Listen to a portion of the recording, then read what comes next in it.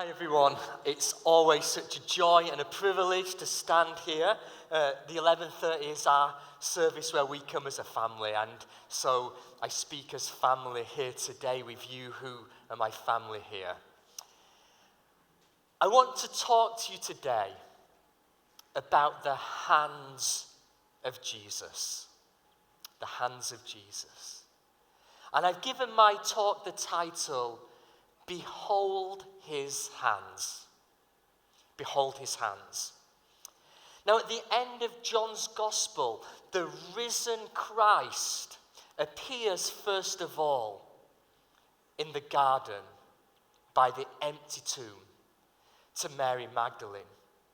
And then the risen, glorious Christ appears to the first disciples as they're hiding behind locked doors. But for some reason, Thomas, one of the 12, one of the first friends and followers of Jesus, he wasn't there. And his friends say, Thomas, we have seen the Lord. He's risen from the dead and we've seen him. And Thomas says, I don't believe it. I can't believe it unless I see his hands, unless I touch his hands. John 20 verse 25 says this. Thomas says, unless I see the nail marks in his hands, unless I put my fingers where the nails were in his hands, I will not believe. But just 1 week later, Jesus appears to Thomas. And Jesus says to him in John chapter 20, verse 27, he says, put your finger here. See my hands. Reach out your hand. Do not doubt. Stop doubting. See my hands and stop doubting and believe. Behold his hands. Behold his hands. There is a spoof documentary on the modeling industry in which we see J.P. Pruitt, the world's most famous hand model, or finger jockey, as the fashion industry likes to call them. And he's seen with his hand in a hyperbaric chamber, a glass dome filled with pure oxygen to prevent his beautiful hand from aging, to preserve the beauty of his hand. It's a beautiful hand, isn't it? I don't think Jesus had beautiful hands. I don't think he had beautiful hands. He was never destined for a career as a hand model. We know that Jesus was part of an artisan, craftsmanship family, a family which handled rough, heavy wood. Right from the swinging of the axe, right at the start of the job, through to the lifting on of the wooden roof at the end of the job. And we know that careful archaeological surveys tell us that at the time of Jesus, the town of Nazareth, where Jesus grew up, that town at the time of Jesus would have had between 300 to 400 wooden houses. And in a labour market of this size, 300 or 400 houses, the principles of supply and demand would have meant that market equilibrium would have been achieved with just one family of carpenters. That's all you need in a small town of that size. The sons of Joseph, the brothers of Jesus, built all of the houses in the town of Nazareth. And you know, their hands would have told a vivid story of their daily work. A bit like bricklayers or hard labourers today, you know, those people that work with rough material every day, they would have suffered a variety of musculoskeletal injuries. Their fingertips would have been worn down so much that their fingerprints would have disappeared. And the sons of Joseph, the brothers of Jesus, they would have suffered from a variety of occupational injuries, musculoskeletal injuries as well. In fact, large-scale research today points to the fact that it is carpenters today that have the highest incidence of occupational carpal tunnel syndrome, injuries to the hands, than in any other industry. Carpenters in Nazareth in the first century, like Jesus, did not have beautiful hands. In fact, there's a historical document outside of the Bible that confirms this. Now, you might remember how in Mark chapter 6 and Matthew 13, we read that the people around Jesus in Nazareth said, "Is this not the carpenter, the son of Mary, the brother of James, Joseph, Jude, and Simon?" Now, there is an ancient Roman document which tells of around 85 AD, the Roman Emperor Domitian interrogated some young carpenters who are from Nazareth. And it says in this document that these carpenters were descendants of the King David. It says that these carpenters were called the grandsons of Jude. And Domitian, the emperor, asked these great nephews of Jesus what their occupation was. And here's what the document says. Here's what the document records. It says, as testimony of their labor, they showed him their hands. Calloused hands from incessant work. And upon this, it says, the Emperor Domitian, he did not condemn them, but despised them as worthless and released them and ordered an end to the persecution of the church. The persecution of the church in the Roman Empire ended when the emperor saw just how worthless and callous and despised the hands of Jesus' family were. Their hands were, like their great uncle Jesus' hands, hard, calloused, and despised as worthless. Yet even so, these rough, muscular hands were accustomed to praise and worship and prayer. And Jesus would have known full well that the Hebrew word used throughout the Psalms for praise, the Hebrew word yad, was also the very same word used for using your hands. Yad means praise, but it also means to use your hands. And God gave Jesus carpenter's hands to show us how to worship. God gave Jesus these hands to demonstrate what worship looks like. I think the whole world, though, is obsessed with looking younger. I think we're all told that we need to moisturize and use lotion daily. And even men have to moisturize these days, don't we? We're told that everyone needs to add to their daily skincare routine the latest secret anti-aging ingredient. You need to have in your face mask snail slime. I know some of you do it. Nightingale droppings. We're told the latest ingredient is stem cells, or you need to rub Sambal Belacan in your face to look younger.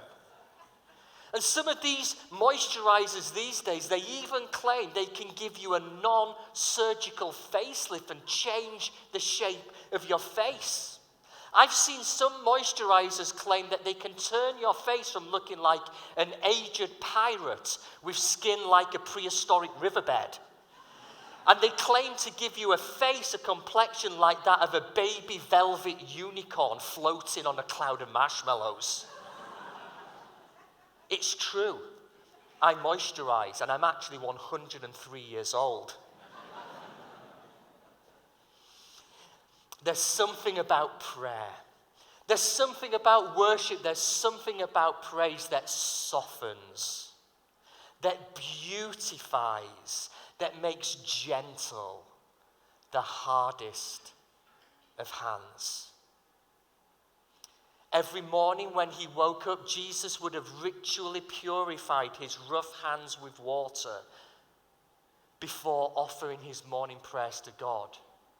We recommend alcohol rub for at least 20 seconds. The time it takes to say the Lord's Prayer, actually. And after a long day at work, Jesus would have raised his tired, weary, and aching hands into this posture, the orange posture, to pray to the Father. You know, when Jesus said, pray like this, our Father in heaven, he would have held his hands like this as he prayed. That's why we hold up our hands in prayer. And he would have laid his hard, calloused right hand gently on the heads of those around him as he blessed them. And Jesus would have clapped his hands. I know for a fact that Jesus would have clapped those hard, muscular hands because the rabbis tell us that in praise and worship, we should clap our hands. In fact, they never called it clapping the hands. They called it holy hand clapping, because at the time of Jesus, the rabbis said that as you clap your hands, you are drawing the Holy Spirit into the body. That's why we clap our hands. And the rabbis taught at the time of Jesus that as you did this holy hand clapping, that what you would do is you would force the joy of the Lord all the way through your body. That's why we clap our hands. Hard hands, softened, beautified through praise, prayer, and worship. Behold his hands. Behold his hands. Jesus' hands were bound. His hands were bound. According to John's Gospel, in John chapter 18, Jesus' hands were bound at the very moment of his arrest. And yet these bound hands, just moment, the last act they did before they were taken and before they were bound, the last thing they did was to reach out and offer healing to a centurion's, to a wounded soldier's ear. These healing hands are bound. And there's something very vulnerable about that. I don't know if you've ever experienced the vulnerability of having your hands bound. I don't know if you've ever experienced the powerlessness that comes from having your hands lashed together, because it's a human instinct to lift the hands to protect the face if someone tries to strike you or punch you. It's a human instinct to lift the hands when you feel like you're going to fall, or to lift your hands if an object is thrown at you. And Jesus stood there, hands bound, helpless, vulnerable, and powerless. The helpless Jesus, help of all the helpless. Christians have often understood the binding of Jesus' hands in John 18 as a fulfillment of the Old Testament story of Abraham and Isaac in Genesis chapter 22. In verse 9 we read how Abraham built an altar and arranged the wood on it. And he bound his son Isaac and laid him on the wood of the altar on top of the wood. And it's only after Abraham has bound his son and placed him on the wood of the altar and raised the knife to sacrifice him that God speaks and provides the sacrificial lamb. And we can say the same is true of Jesus. It's only after he is bound, helpless, defenseless, and placed on the wood that the sacrifice for sin is ready. And it begins with the binding of the hands. Behold his hands. Behold his hands. His hands were pierced. His hands were pierced with nails. And the scriptures don't give us too much detail about the nailing of the hands of Jesus. But Jesus must have been nailed to the cross through his hands, since he offers his nail-pierced hands to Thomas to touch. And while scholars have debated whether the nail would have gone through here or would have gone through here, the importance is that when we read of the piercing of Jesus' hands, it reminds us of every other time we see him use his hands in the Gospels. These pierced hands were hands that were outstretched in welcome. He welcomed the children in and blessed them. Hands of healing. He walked around touching and healing all who were sick. Hands of prayer, praying to the Father. Hands outstretched wide on the cross. Have you ever wondered why we lift our hands in worship? You know, the first Christians, they didn't lift their hands like this in worship. That was a very Jewish way of worshiping. The great Hosanna prayer, Lord, open the heavens. We know from the earliest paintings of Christians praying and worshipping found in the underground tombs, the catacombs of Rome, that when the earliest Christians prayed, they lifted their hands like this, like their crucified Savior, copying in emulation of Jesus' hands nailed to the cross. And so when we lift our hands in prayer, we can lift them like this, Lord, open the heavens. We can lift them like this, our Father in heaven. But we can lift them like this, to be like Jesus in his crucifixion. Not just saying, open the heavens, but saying, Lord, I have been crucified with you. I have my own cross that I will pick up and carry. Hands nailed to a cross, hands outstretched in welcome, hands of healing, hands of prayer, nail-pierced hands.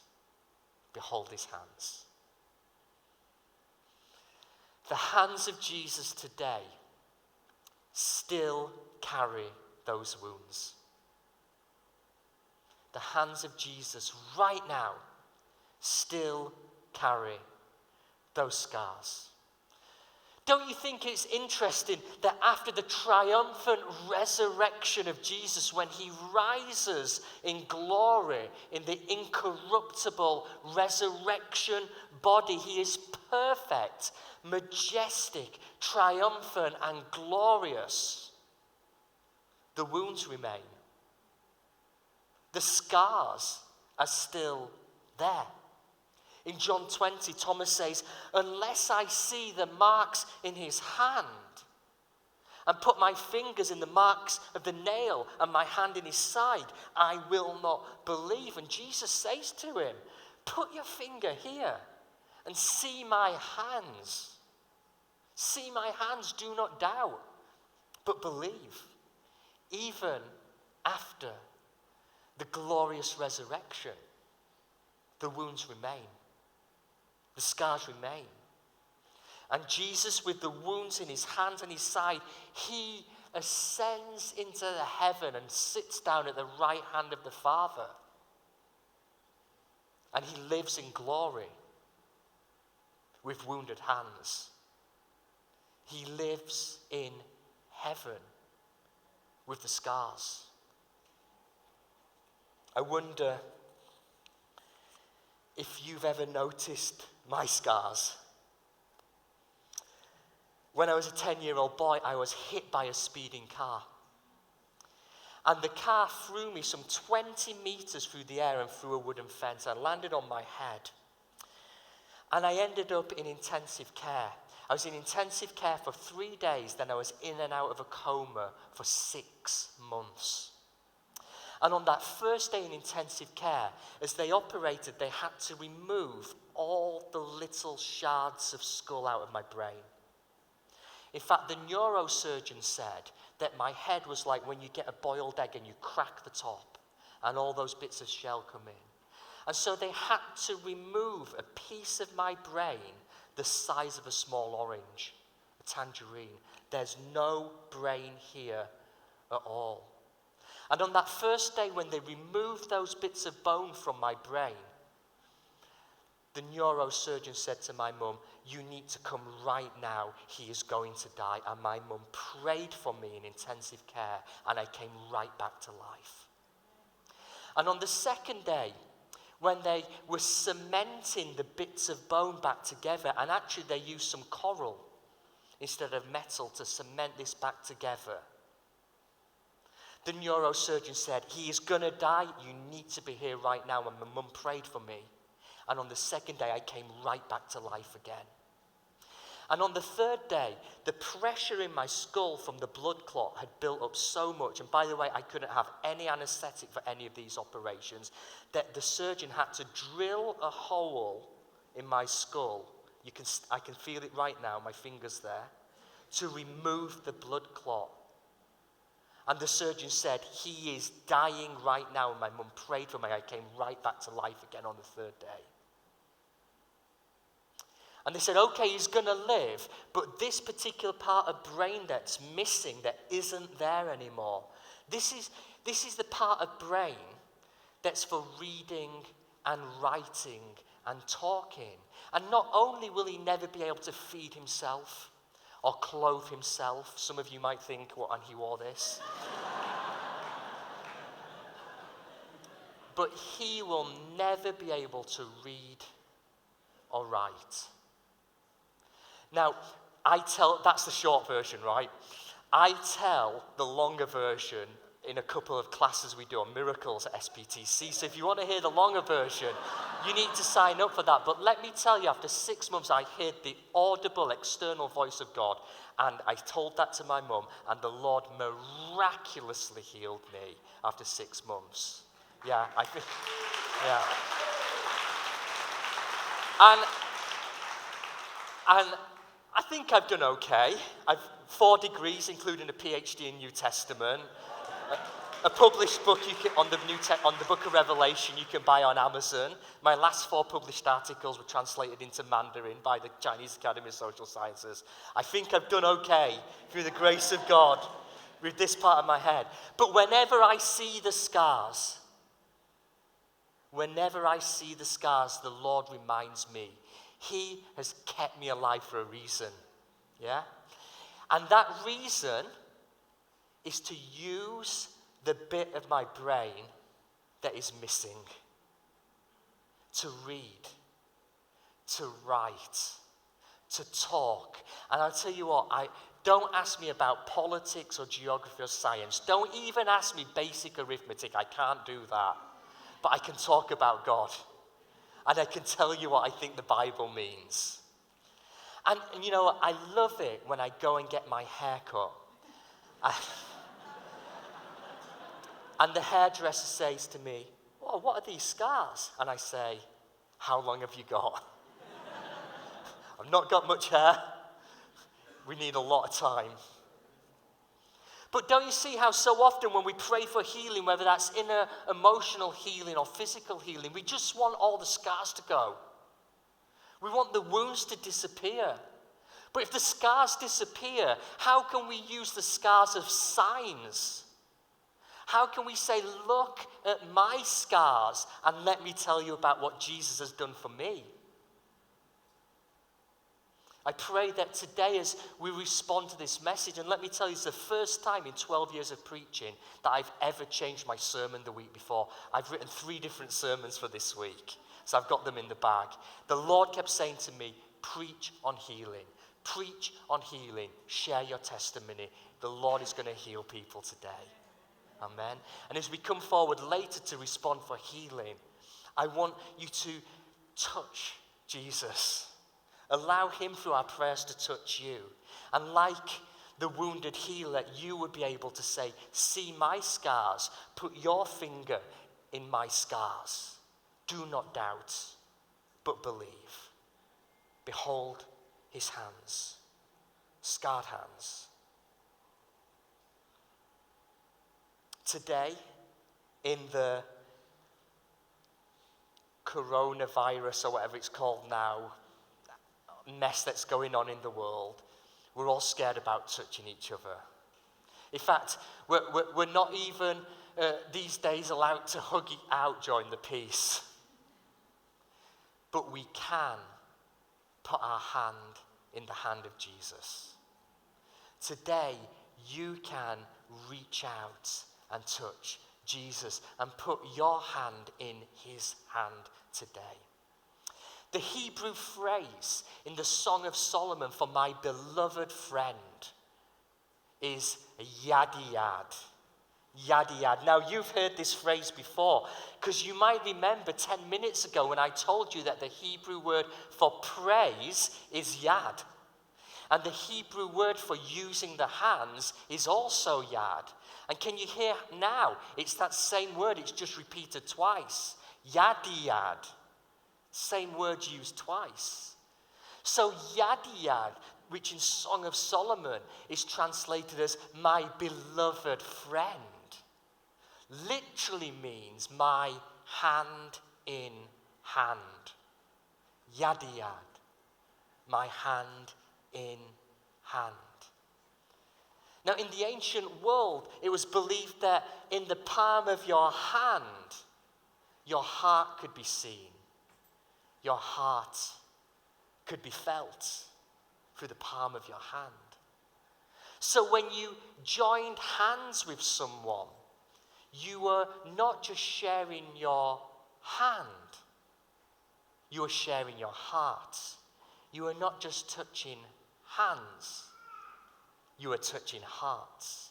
And you see that whenever you see a cute couple walking hand in hand through the malls or down the street, you see them holding hands, yad-yad, and you know that their action immediately shows you that they are beloved friends, walking hand in hand, heart in heart. And Jesus says to you, put your hand in my hand. Yad-yad. Reach out your hand. Touch my wounds. Put your hand in my hand, yad-yad. Do not doubt, but believe. He's not saying, poke my wounds like some first century version of papyrus scissor stone. Sorry. I got the disapproving nod there. He's saying, reach out your hand. Put your hand in my wounded hand. And when you do that, he will grasp hold of you. When you do that, yad-yad, hand in hand, he will take hold of your hand and he will never let you go. Behold his hands. Would you like to stand?